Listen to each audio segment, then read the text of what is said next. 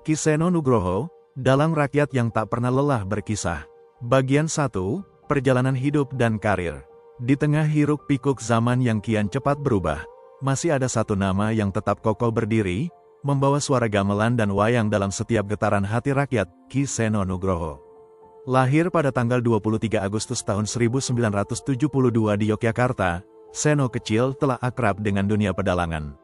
Ia adalah putra dari Ki Suparman Cermowijoyo, seorang dalang kenamaan. Maka sejak kecil, Seno tak hanya tumbuh sebagai anak biasa, ia dibesarkan di tengah irama kendang, tembang Jawa, dan bayang-bayang tokoh Mahabharata dan Ramayana. Namun, menjadi dalang bukanlah jalan yang lurus dan mudah. Ki Seno muda harus menghadapi banyak tantangan, termasuk bayang-bayang besar ayahnya sendiri. Tapi justru dari situ ia belajar, bahwa dalang bukan hanya soal memainkan wayang, tapi menyampaikan pesan, menjaga tradisi, dan menjangkau hati rakyat. Karirnya dimulai dari panggung ke panggung kecil, di desa, di hajatan rakyat, di sudut-sudut kampung. Tak pernah malu, tak pernah gengsi. Ki Seno justru merasa itulah tempat paling jujur untuk berkesenian. Bukan istana, bukan televisi, tapi tanah lapang yang dikelilingi warga, diiringi semilir angin malam dan suara kodok sawah. Lambat laun, karismanya tumbuh. Gaya dagelannya yang segar dan cerdas membuat penonton tertawa, terhibur, bahkan merenung. Ia tidak hanya mendalang, ia berbicara lewat wayang, membawa pesan moral, kritik sosial, hingga petuah bijak dalam bahasa rakyat yang sederhana, tapi dalam maknanya. YouTube menjadi saksi kejayaannya. Saat dunia digital mulai menggulung tradisi, Ki Seno justru menembusnya. Ia menghidupkan kembali panggung wayang lewat layar ponsel. Jutaan penonton dari seluruh Indonesia, bahkan luar negeri, menikmati pentasnya. Bukan karena hiasan mewah, tapi karena ketulusan dan keaslian Ki Seno dalam berkisah. Tahun demi tahun, namanya tak sekadar dikenal.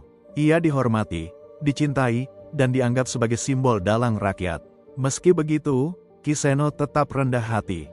Ia sering berkata, lebih besar dari dalang itu kudu wani ngedum ilmu, ora oleh gumede. Nek urip mung arep misuwur, berarti kowe iseh kakehan karep. Dalang itu harus berani berbagi ilmu, tidak boleh sombong. Kalau hidup hanya untuk terkenal, berarti kamu masih punya terlalu banyak keinginan. Sampai akhirnya, pada tanggal 3 November tahun 2020, kabar duka menyelimuti dunia pedalangan. Ki Seno berpulang di usia 48 tahun.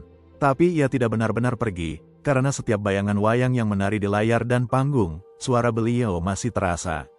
Ia telah menjadi legenda, karisma dan kedekatan dengan rakyat. Kalau kita tanya siapa dalang yang paling dicintai rakyat dalam 2 dekade terakhir, hampir semua akan menyebut satu nama, Ki Seno Nugroho. Bukan karena beliau paling kaya, paling viral, atau paling senior. Tapi karena beliau punya sesuatu yang langka, karisma yang membumi. Ki Seno tidak memposisikan diri sebagai seniman agung yang berjarak dari penontonnya.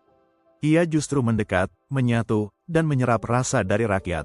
Di setiap pentasnya, meski ia berada di balik kelir, penonton merasa seperti berbicara langsung dengannya. Karena ucapannya bukan penuh jargon, tapi penuh kepedulian. Lawakannya tidak merendahkan, tapi mengangkat dan menyembuhkan. Coba dengar ketika ia berdagelan. Tak jarang ia menyelipkan kritik sosial, tentang pejabat yang korup, tentang kehidupan desa yang terabaikan, atau tentang anak muda yang mulai melupakan budaya. Tapi semua itu dibalut dengan jenaka dan cerdas. Penonton bisa tertawa, tapi juga berpikir. Ki Seno iku ngomongin ndak enjalu aplaus, tapi enjalu paham. Ki Seno itu kalau bicara bukan untuk tepuk tangan, tapi untuk pemahaman. Di sela pentasnya, ia juga sering menyapa penonton satu-satu. Bahkan ketika sudah viral dan pentasnya ditonton ratusan ribu orang secara online, Ki Seno tetap seperti dulu. Sederhana, tulus, dan tidak berubah.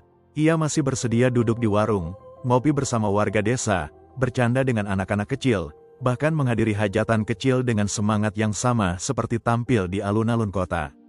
Orang bilang, Ki Seno itu bukan cuma dalang, tapi sahabat rakyat. Sosoknya membuat wayang bukan hanya tontonan, tapi tuntunan. Ia tidak menggurui, tapi membuat orang paham lewat tokoh-tokoh wayang yang dibawakannya. Itulah mengapa ketika beliau wafat, bukan hanya pecinta budaya yang berduka, tapi rakyat biasa pun ikut kehilangan. Ada rasa hampa di banyak hati. Seakan wayang kehilangan ruh jenakanya, dan layar kelir kehilangan cahaya kehangatannya. Namun, seperti katanya sendiri, lebih besar dari dalang bisa mati, tapi cerita ora bakal entek. Dalang bisa wafat, tapi cerita tidak akan pernah habis. Dan benar, meski beliau telah tiada, kisah Ki Seno tetap hidup di antara kita.